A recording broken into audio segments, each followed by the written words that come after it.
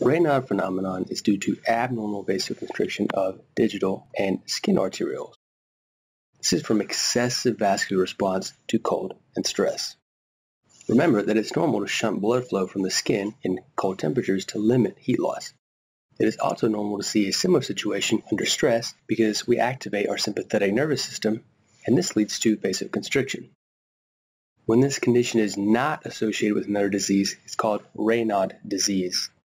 So Raynaud disease is purely mediated by way too many alpha receptors on the vasculature in these patients' hands. So an abundant amount of alpha receptors on vascular smooth muscle cells can lead to vasospasm and excessive vasoconstriction during times of cold and stress.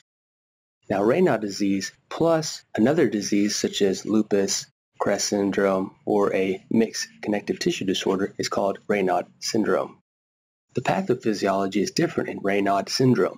We see vascular problems due to vascular compromise because antibody-mediated vascular and endothelial cell damage occurs in these diseases. This is antibody-mediated. With lupus, you always need to think anti-double-stranded DNA and anti-Smith. With CREST syndrome, you need to think about anti-SCL70. And with mixed connective tissue disease, you need to think about anti-U1-RMP, which is ribonucleoprotein. So let's actually look at it. Here's an image.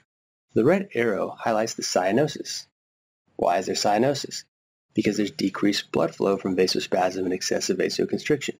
How are we going to treat this? Well, we address the vasoconstriction and vasospasm by giving them a calcium channel blocker.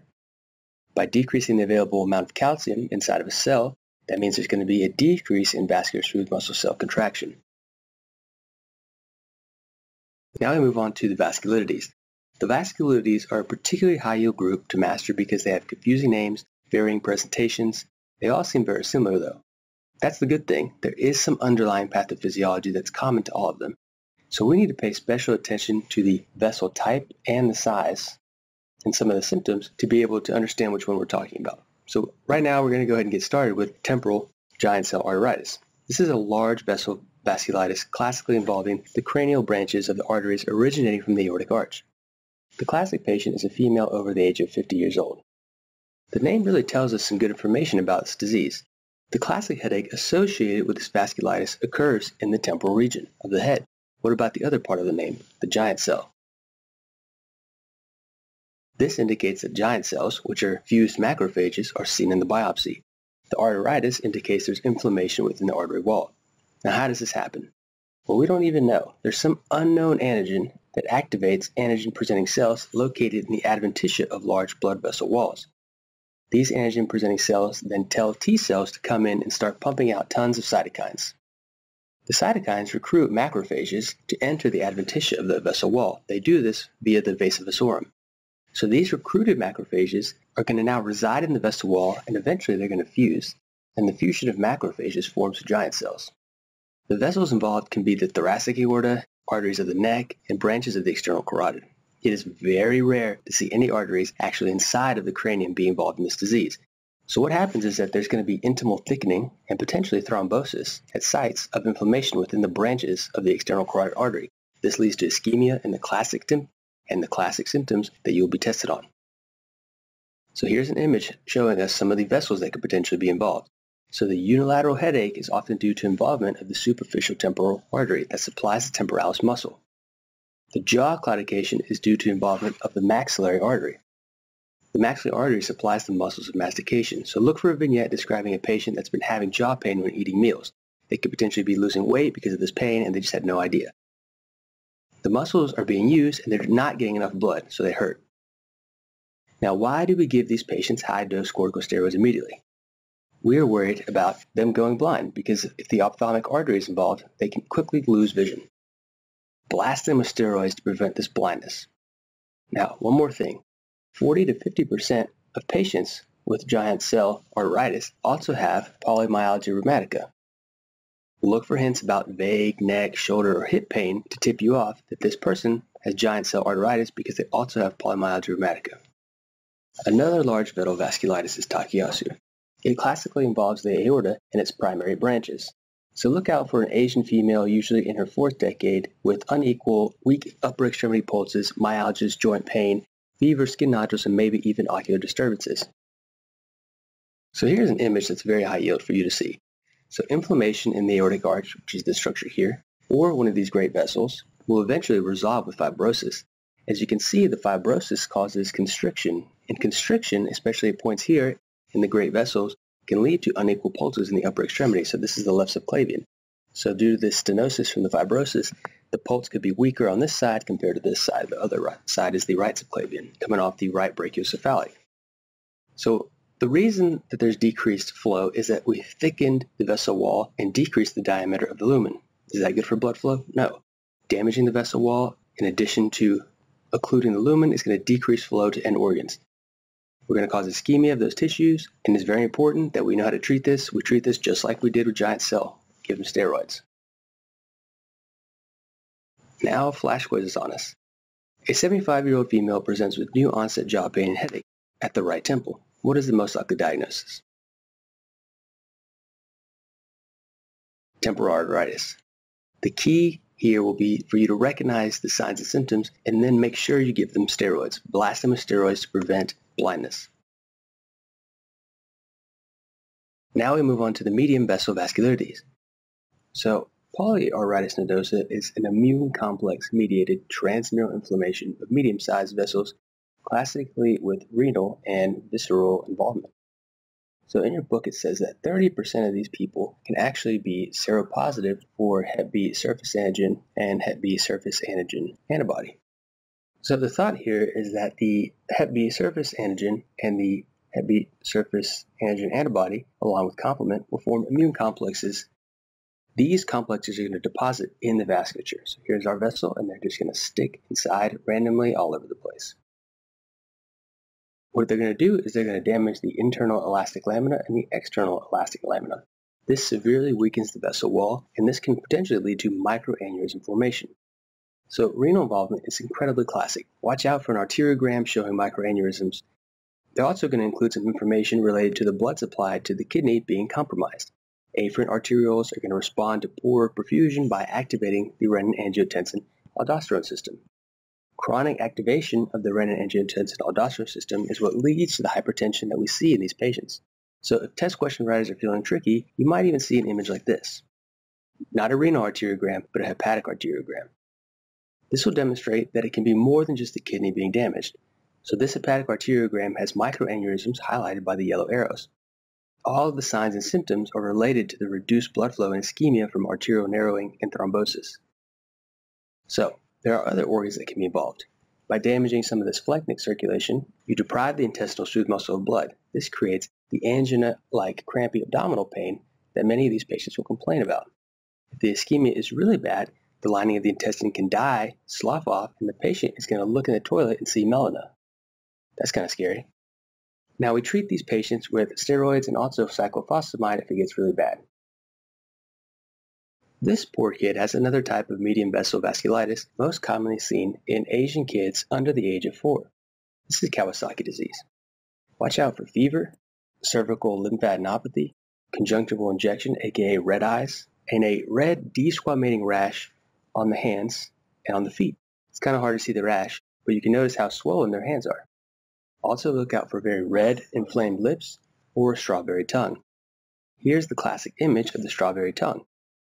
The vignette doesn't have to include an Asian kid, so make sure you remember other high-yield aspects of this disease if they happen to make the kid white in the prompt. You also need to remember the potential for coronary artery thrombosis and aneurysm. We can see that here in this image. Just like how we discussed aneurysm formation in polyarteritis nodosa, Kawasaki kids are at risk for the feared complication of coronary artery aneurysms, because the same inflammation that predisposes for aneurysms predisposes for thrombotic events. So an acute thrombus in a kid with a coronary artery under the age of 4 is a situation you want to prevent. So obviously this is incredibly high yield. So in the back of your mind, you need to be worrying about Raynaud syndrome because that's how you want to treat these kids, right? We want to give them aspirin. But don't worry about that. Blast them with aspirin because they'll benefit more than if you worry about Raynaud syndrome, which is already very rare. Another thing you can do is you can give these kids IVIG, which is intravenous immunoglobulins. The concept behind IVIG is to bind up whatever cytokine, antigen, or antibody that might be causing this disease. No one is exactly sure how it works yet, but IVIG really helps a lot. Now we reach small vessel vasculitides. We're going to start with granulomatosis with polyangiitis. So a Nazi physician named Wejner first described the small vessel vasculitis, but we are now shifting away from this eponym because he was a Nazi. Now we call it granulomatosis with polyangiitis because there are a bunch of granulomas with many inflamed vessels. So the leading theory behind this disease is some antigen was exposed to the antigen-presenting cells in the respiratory tract at some point in time. And somehow this triggered an autoimmune response that caused deposition of autoantibodies in random segments of blood vessels that supply the upper and lower respiratory tracts. We can kind of see that here in this image. This is a CT scan of a patient with granulomatosis with polyangiitis. You can see here in the right upper lobe, there's a huge cavitation. So the problem is that we've caused inflammation in the pulmonary vasculature for so long that eventually we've made an incredible amount of granulomas.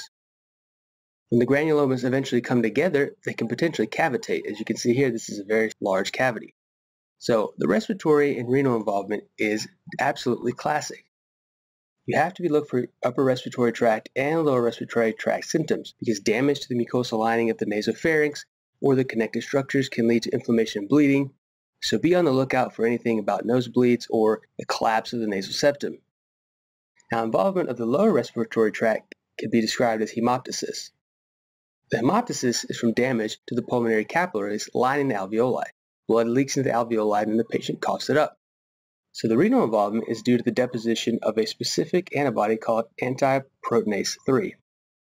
When antiproteinase 3 is deposited, we get complement-mediated damage to the glomerulus.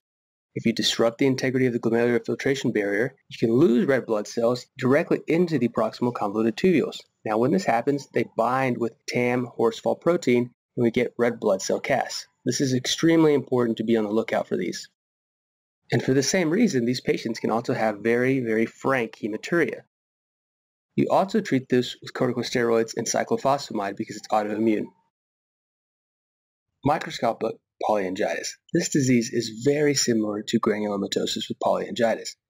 How so? Well, this is also a necrotizing vasculitis involving the pulmonary and the renal vessels. Because the problem is antibody-mediated, you also treat this with corticosteroids and cyclophosphamide. So how are we going to differentiate the two? Notice how the name does not have granuloma in it. There are no granulomas present on biopsy of these patients' vessels. In addition, there is no nasal pharyngeal involvement. Instead, these patients usually have vasculitis of subdermal vessels causing leakage of red blood cells and blood into the skin. This is very high yield because it shows up as palpable purpura. Okay, so how do we differentiate using laboratory tests?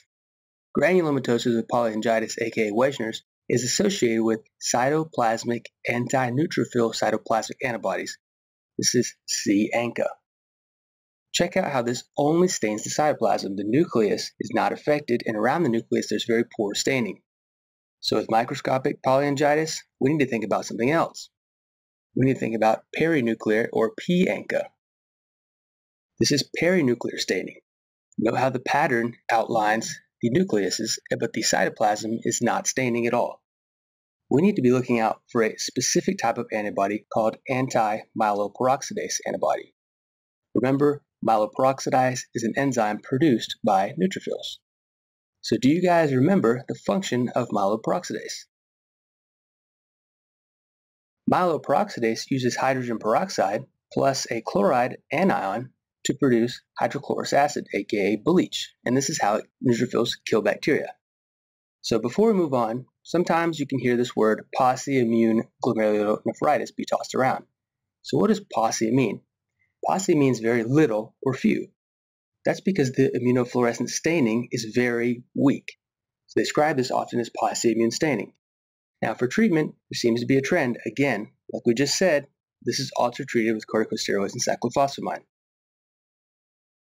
Now we move on to Churg-Strauss. This is now called eosinophilic granulomatosis with polyangiitis, and that's exactly what's going on. This is another P-ANCA, specifically anti-myeloperoxidase mediated vasculitis. This is a very unique one because it has a very unique allergic component. This is why we see elevated levels of IgE. Remember, IgE in Churg-Strauss, you're also going to see a bunch of eosinophils. This is a great way to remember it. So in your mind, you need to remember that this is a triad of allergic rhinitis, asthma, which is also IgE-mediated, and a vasculitis. This combination is also seen with damage to blood vessels in the GI system, in the renal vasculature, in the skin, and also cardiac damage. Very high yield is to look for peripheral neuropathy of very large nerves, particularly the radial or the common fibular nerve. So what kind of presentation would we expect if there was radial or common fibular nerve involvement? With radial nerve involvement, we'd expect to see wrist drop. With common fibular nerve involvement, we'd expect to see foot drop. Test question writers are going to make this a potential opportunity to incorporate some anatomy into a question like this. Now we move on to another flash quiz. Quick one just to see, refresh your memory, because all of these vasculitis get confusing. What is Berger disease? Berger disease is a thrombosing vasculitis affecting the small and medium-sized peripheral arteries and veins of heavy smokers. Remember, it is due to tobacco triggering an autoimmune response against endothelial cells. Henoch-Schönlein purpura is due to the excessive production of IgA. Why this occurs is not yet fully understood, but I like to think about it in a way that makes a lot of sense to me. So there's some sort of insulting factor, potentially an upper respiratory infection, that leads to an excessive immune response that makes a ton of IgA. So the production of excessive IgA means that there will be lots of this antibody circulating in the blood. Now where's it going to go? Well, we're going to deposit it in the skin, particularly in the dermal pillae, in the joints, in the GI circulation, and also in the glomerulus. So how are we actually going to have end organ damage due to the deposition of these IgA immune complexes? Well, we get the involvement of C3. And we know C3 is a bad situation because C3a is a potent anaphylotoxin. It recruits white blood cells, particularly mast cells, and it causes the release of histamine. Now, what does the release of histamine do? Well, it increases capillary permeability in a very low flow and low pressure vessel, such as the postcapillary venules, leads to the extravasation of red blood cells. They sneak out into the interstitial tissue of the dermis and epidermis, so the leakage of fluid and red blood cells allows you to see these inflamed purple areas, which is described as the classic palpable purpura on the buttocks and legs. We can see that here in this image. Focus on these skin findings. Look at these purpura. They're elevated skin lesions because it's leakage of fluid and red blood cells into the skin. This will be combined with a kid that's complaining of severe GI pain, secondary to the immune complex deposition in the splanchnic circulation. Look for the vignette to say something about a recent upper respiratory infection